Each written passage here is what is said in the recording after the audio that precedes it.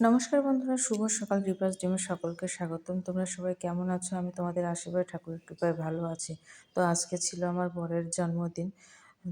সে উপলক্ষে সকাল সকাল তো স্নান টান করে নিয়ে পুজো করে দিলাম। এবার ইচ্ছা ছিল একটু বাইরে যাওয়ার এবং বড় করে অনুষ্ঠান করার, কিন্তু কিছুই হয়ে উঠলো না, একটু ঝামেলার কারণে। তো দেখতে থাকো সারাদিনের ভিডিওটা।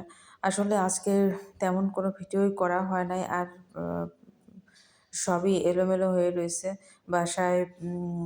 দেখতে পাচ্ছি এখানে কতগুলো কাপড় ধুয়ে রেখেছে, এগুলো কিছু গোছানো হয় নাই। আর সকাল থেকে কি রান্না করব সেটাই ভাবতেছিলাম। তারপরে দেখলাম যে একটু কিছু তো একটু রান্না করা দরকার। আজ করে কারেন্টে রান্না করতে গেলাম, কারেন্টে রান্না হলো না, তো একটু রান্না করব। রাইস করে ভাত উঠায় দিলাম। আর তারপর একটু কারেন্ট ছিল না যেহেতু, সেক্ষেত্রে রাইস করে ভাত উঠে দিতে চেয়েছিলাম, ভুলভাল বলতেছি। তো সে আবার গ্যাসেতেই ভাত উঠায় দিলাম। তারপর রান্না করবার জলও কিন্তু উঠায় রাখছি, যে জল যদি না থাকে, যেহেতু সকাল থেকে কারেন্টও নাই। আর বলছিল নাকি 5টার সময় আসবে, তার আগে অবশ্য চলে আসছিল। তো রান্না করলাম। এতে দেখতে পাচ্ছ আমার ভাত কিন্তু হয়ে গিয়েছে। আর রান্না করব মসুরের ডাল দিয়ে, আলু দিয়ে, ডিম দিয়ে রান্না করব, স্পেশাল রান্না আর কি। যখন কোনো কিছু করতে ইচ্ছা করে না তখন এই রান্নাটাই রান্না করি, যাতে কলাগুলো না খাওয়ার জন্য পচে নষ্ট হয়ে যাচ্ছে। তার এইদিকে দেখো আমার কিন্তু রান্না প্রায় কমপ্লিট, কমপ্লিট। একে মিষ্টি কুমড়া সেদ্ধ, আলু সেদ্ধ, ভাতও করেছিলাম। আর তার আগে বলেছিলাম বাইরে থেকে একটু তরকারি নিয়ে আসার জন্য, নিরামিষ তরকারি হয়েছে দোকান থেকে, তরকারি নিয়ে আসার জন্য। তো ওটা দিয়ে তোমাদের দাদার খেয়ে গেল, মেয়েও খেয়েছে। এই তরকারি মানে খাই নাই, তো মেয়ে একটু সামান্য একটু খাইলো, আর ওকে নিয়ে প্রাইভেটে গেল।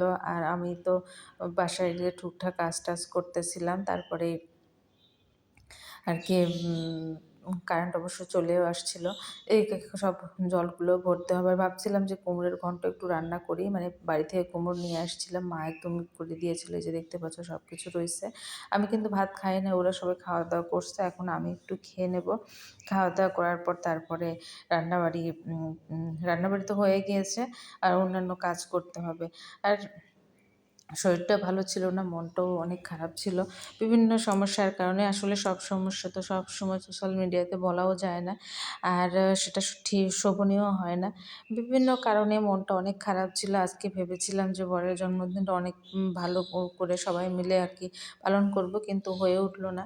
তো আমি একটু উপরে যাচ্ছিলাম, উপরে একটু কথা টথা বলে তারপরে চলে আসবো।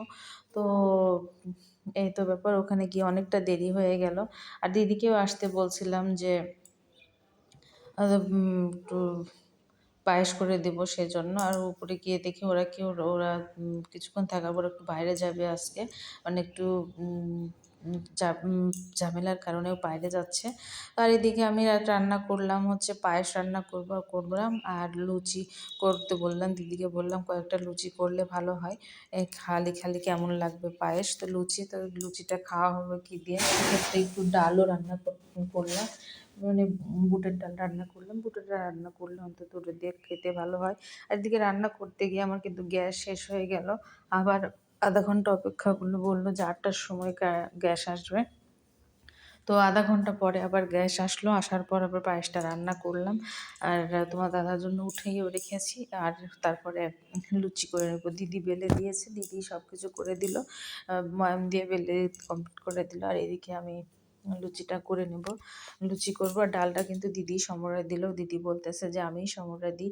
আর এই যে দেখো সকালবেলাটা কিন্তু পাকোড়া ভেজেছিলাম বোধ হয় একটু, তো সেটারই ইয়ে মানে পোড়া পোড়া বেসনের রয়েছে।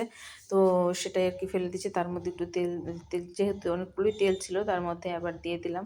আর এই যে দেখো আমার কিন্তু লুচি ভাজা শুরু করেছি, সবগুলো লুচিগুলোকে ভেজে দিলাম।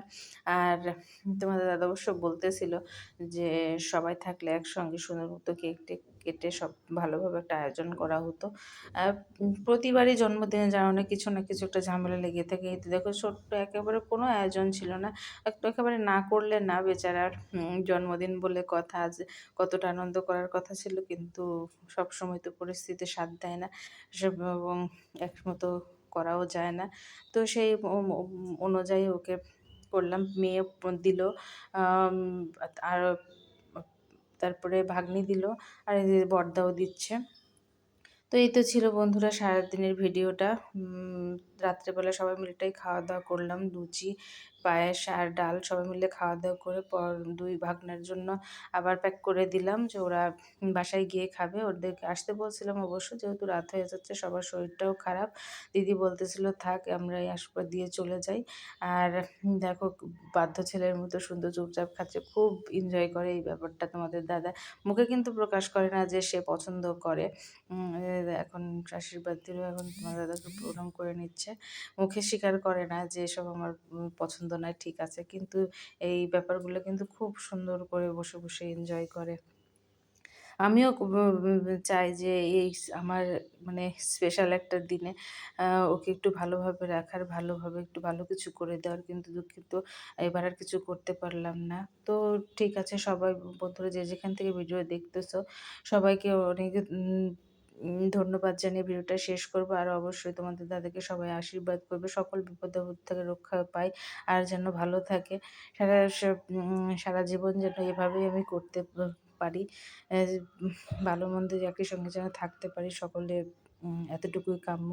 আর তো কিছু বলার নাই। সকলের কাছে সবাই সুস্থ থেকো, ভালো থেকো। আর পরবর্তী ভিডিওতে দেখার আমন্ত্রণ জানিয়ে ভিডিওটা এখানেই শেষ করব। তো দিদি কিন্তু ওদেরকে আশীর্বাদ দেওয়া কমপ্লিট করে এখন